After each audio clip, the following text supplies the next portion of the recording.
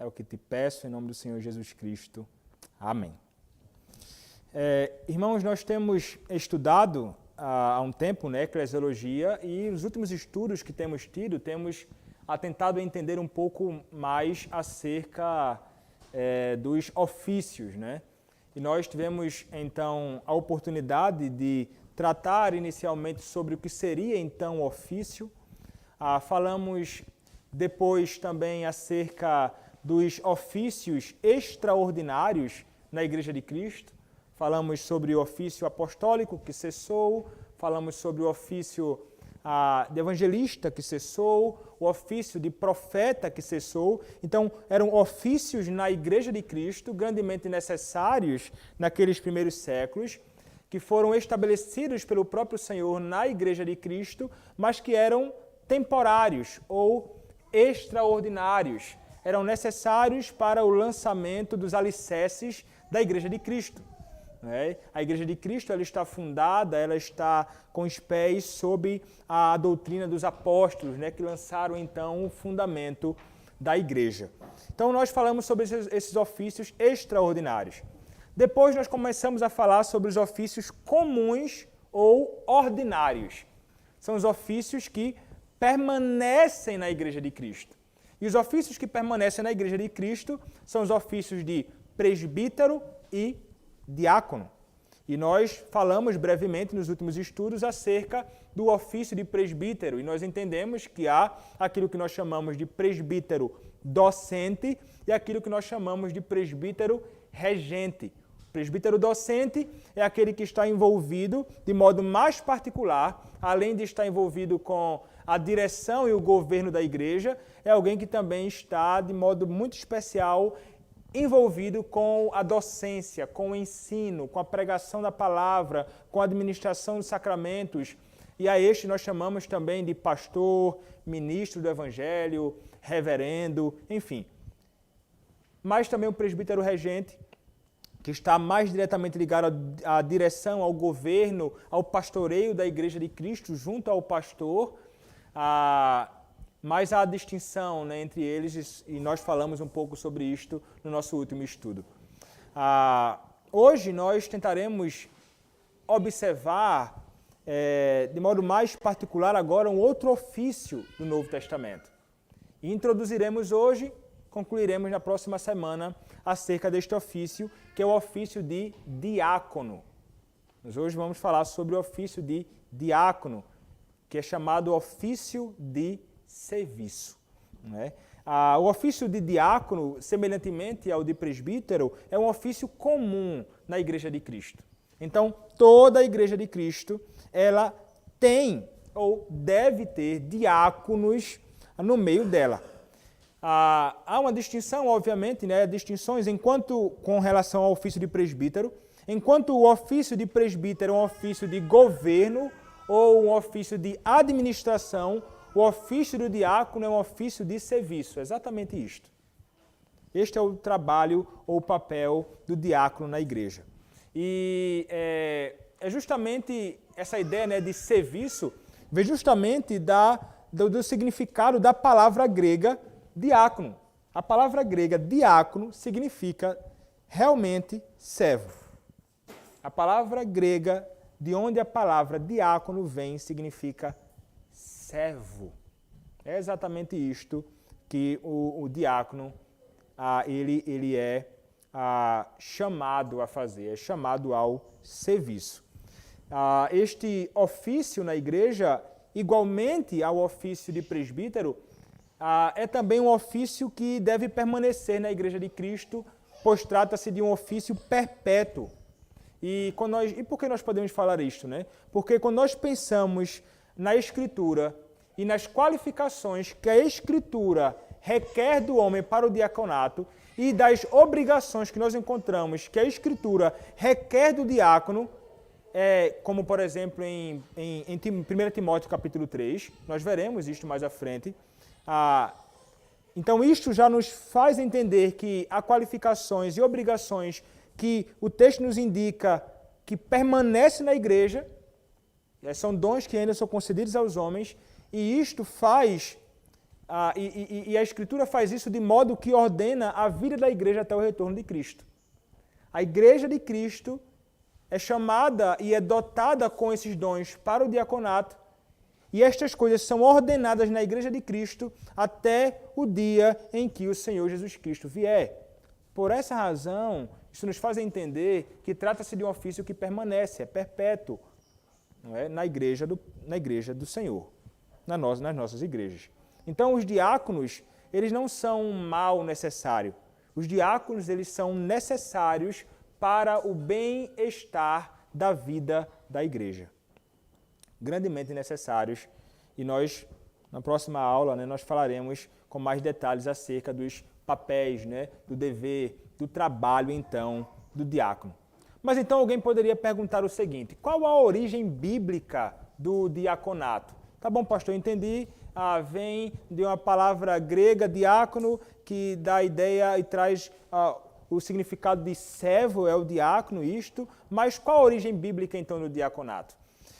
A Escritura vai nos apresentar um texto que geralmente é usado para tratar sobre isto em Atos. Atos, capítulo 6, do verso 1 ao 6. Eu vou ler aqui, onde nós encontramos o que chamam de a instituição do diaconato. Atos, capítulo 6, do verso 1 até o verso 6, a palavra nos diz assim: Ora, naqueles dias, multiplicando-se o número dos discípulos, houve murmuração dos helenistas contra os hebreus, porque as viúvas deles estavam sendo esquecidas na distribuição diária. Então, os 12 convocaram a comunidade dos discípulos e disseram: Não é razoável que nós abandonemos a palavra de Deus para servir as mesas. Mas, irmãos, escolhei dentre vós 7 homens de boa reputação, cheios do Espírito e de sabedoria, aos quais encarregaremos deste serviço. E, quanto a nós, nos consagraremos à oração e ao ministério da palavra. O parecer agradou a toda a comunidade. E elegeram Estevão, homem cheio de fé e do Espírito Santo, Filipe, Prócoro, Nicanor, Timão, Pármenas e Nicolau, prosélito de Antioquia. Apresentaram-nos perante os apóstolos e estes, orando, lhes impuseram as mãos. Então, este texto de Atos, capítulo 6, do verso 1 ao verso 6, provavelmente nos ensina quando e também sob quais circunstâncias o ofício do diaconato foi estabelecido na Igreja de Cristo. O que estava acontecendo ali, Qual, então, a circunstância?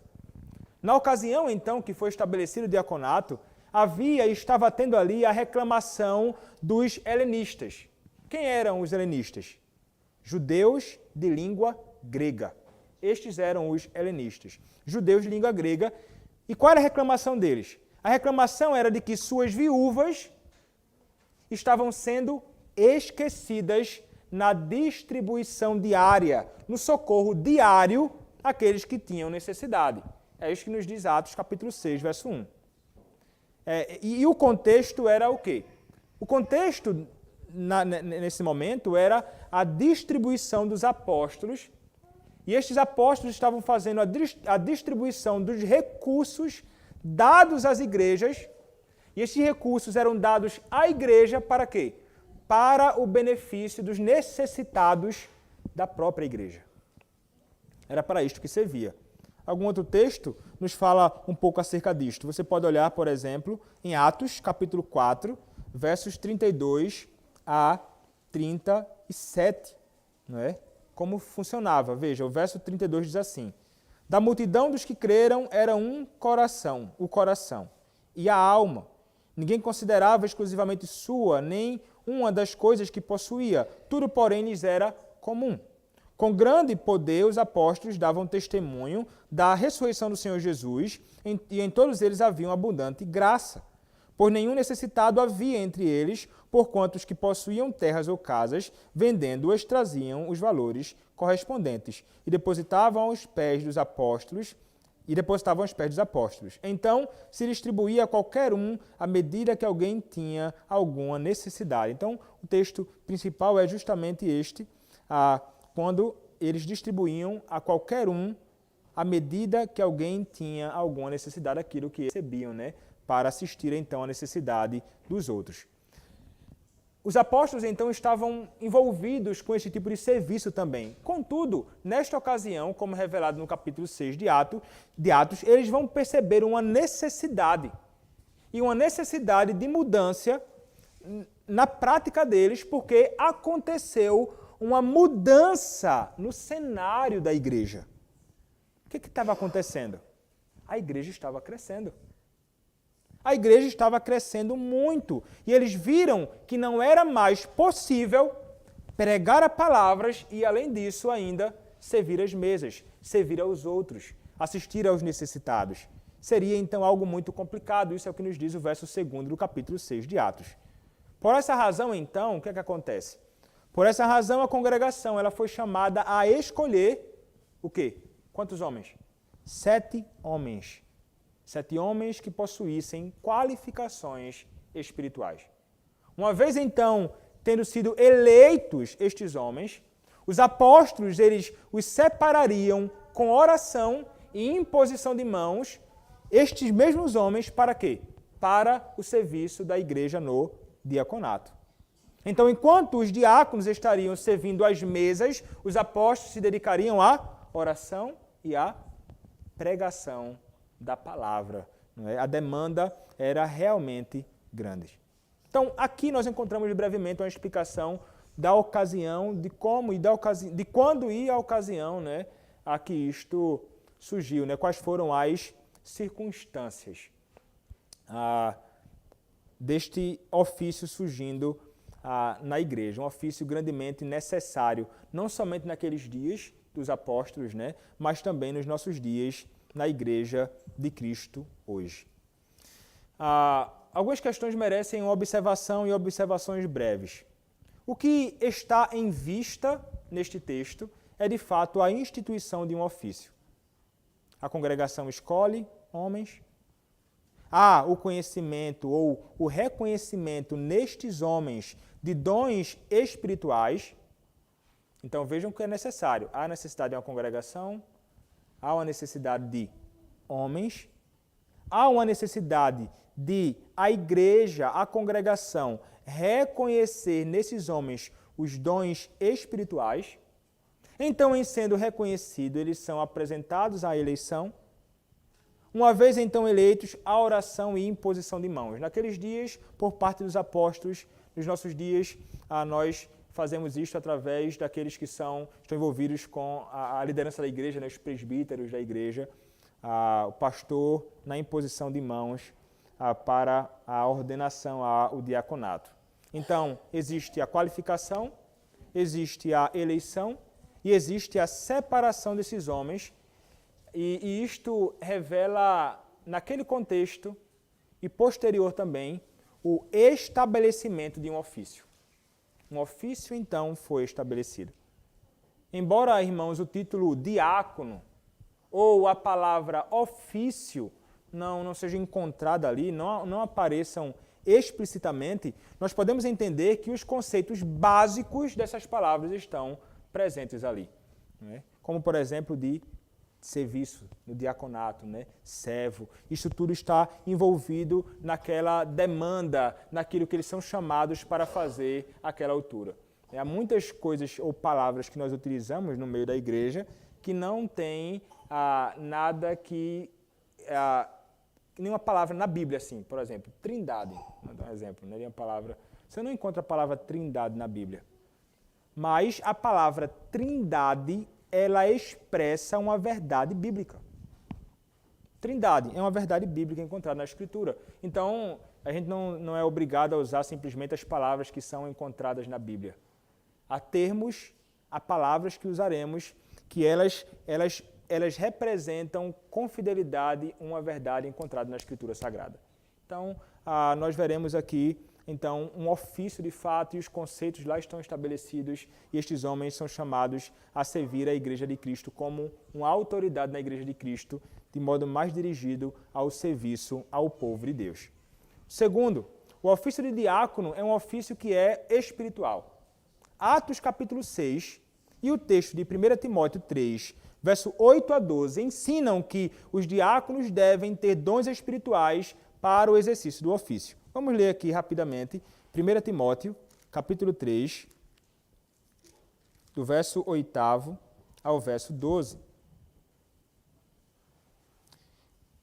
Semelhantemente, quanto a diáconos, é necessário que sejam respeitáveis de uma só palavra, não inclinados a muito vinho, não cobiçosos de sorte da ganância, conservando o mistério da fé com a consciência limpa. Também sejam estes primeiramente experimentados e se mostrarem irrepreensíveis, exerçam diaconato, da mesma sorte quanto as mulheres. É necessário que sejam elas respeitáveis, não maldizentes, temperantes e fiéis em tudo. O diácono seja marido de uma só mulher e governe bem seus filhos e a própria casa. Então há responsabilidades, há deveres espirituais. Os diáconos, por exemplo, eles, uma vez que lidam com o dinheiro da igreja, nós falaremos sobre isso no próximo estudo, né? O papel deles e como essas coisas devem funcionar na igreja. Os diáconos, uma vez que eles lidam com o dinheiro da igreja e socorrem os pobres necessitados da igreja, é necessário que, para isso, eles possuam dons ou percepções espirituais para fazer isso. Eles precisam de dons e de uma graça de Deus para que eles possam, então, atentar às necessidades dos irmãos da igreja e, então, possa socorrer aqueles que estão passando necessidade na igreja do Senhor Jesus Cristo. E a igreja realmente precisa de homens assim. Os diáconos serão homens não somente sábios, mas homens muito práticos para resolver as questões.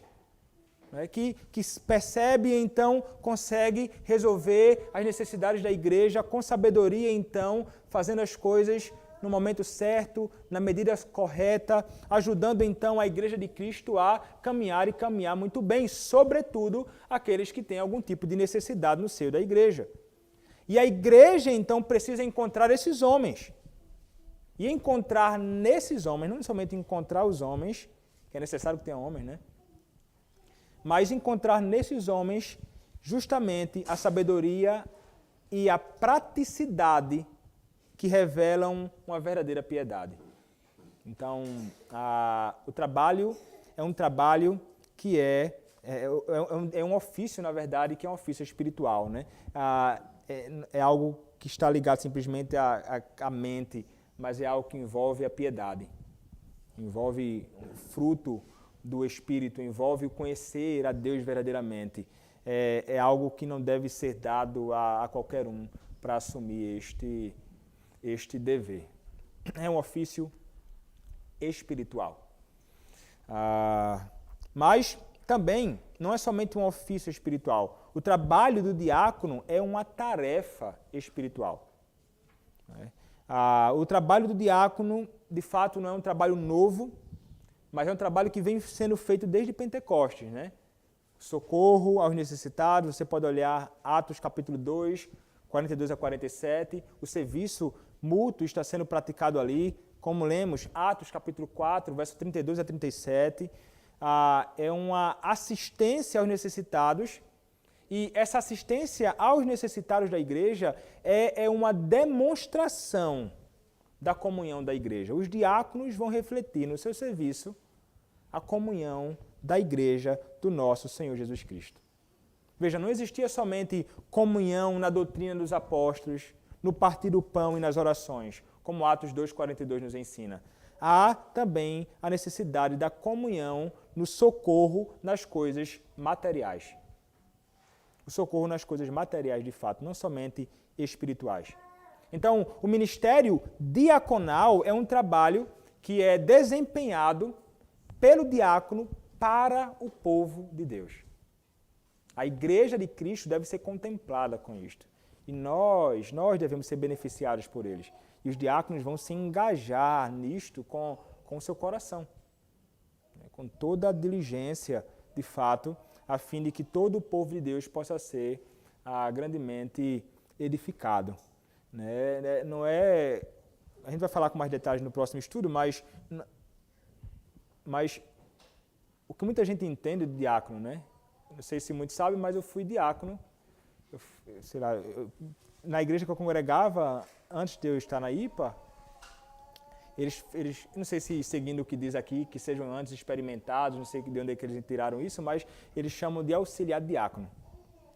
Então, inicialmente, eu estava com 17, sei, para 18 anos, aí uma espécie de auxiliar de diácono, então eu ajudava o diácono nas necessidades da igreja. E depois eu fui ordenado diácono. Estava com 18 anos, eu nem sei, 18 para 19 anos. Fui ordenado diácono na igreja, mas o que o pessoal entende por diácono, né? Diácono é aquele que vai chegar mais cedo, somente isso, e vai abrir a igreja. É porteiro da igreja, é o porteiro. Então ele abre, é o porteiro e pronto. É isso que é diácono, é o porteiro. Não, diácono não é porteiro de igreja. O trabalho do diácono é muito maior, envolve muito mais coisas. Nós vamos estudar mais sobre isto. Mas o povo tem uma concepção equivocada, né, sobre o diácono. É um ofício realmente muito necessário, muito mais importante do que simplesmente abrir a porta de uma igreja. Aqui nem tem, né? Então, se o camarada tivesse conceito de que tem que abrir porta da igreja para ser diácono, ele não vai ter ofício de diácono na igreja presbiteriana Boas Novas, não. Mas o ponto é, o serviço é muito maior. Esse ofício, então, do diácono, esse ofício é de compaixão e serviço, de acordo com o exemplo do Senhor Jesus Cristo. Este ofício expressa também a comunhão dos santos, especialmente em ajudar uns aos outros na hora da necessidade. Então, os diáconos são chamados ao serviço ao povo de Deus, não ao mundo em geral. Não ao mundo em geral. Ainda que possamos, irmãos, servir aqueles que estão fora da igreja do Senhor, vocês diáconos ou futuros diáconos na igreja aqui que o Senhor pode levantar para assumir o ofício, né? De fato, alguns já servem como se um diácono fosse, né? E todos nós, na verdade, somos chamados a isto, né? É dito que o ministro do Evangelho, ele deve ser também um diácono, ele deve ser alguém que está pronto para servir ao serviço, enfim, ele deve incorporar estes papéis nele também. E todos nós, né, no nosso serviço, obviamente, mas estamos pensando aqui em alguém chamado de fato para isso e devidamente ordenado para isto, alguém a quem foi confiado este dever, esta responsabilidade, e ele então deve exercer isto com muita alegria. Infelizmente, em muitos contextos, nós não veremos homens engajados com isto, e então, lamentavelmente, você encontra uma bagunça, não somente no culto, porque o diácono também é chamado a dar ordem ao culto, né? Mas também para socorrer muita gente. Tem muito contexto por aí que a pessoa está morrendo de fome, famílias necessitadas, problemas reais, a igreja cheia de dinheiro e os camaradas não conseguem perceber a necessidade da igreja. Alguém já disse assim, os diáconos são os olhos da igreja. Não somente os olhos, mas as mãos também. Então, os pés, eles devem então perceber a necessidade, chegar até a pessoa e então socorrer a pessoa nas suas necessidades. Então, infelizmente, muitos acabam não sendo socorridos justamente por causa da falta de cuidado e zelo daqueles que são chamados ao serviço no diaconato. O diaconato, você deve entender isto, nós devemos entender isto, que é uma provisão de Deus para a comunhão dos santos. Deus nos dá esta bênção. É provisão de Deus para o socorro concreto dos cristãos que verdadeiramente necessitam de socorro.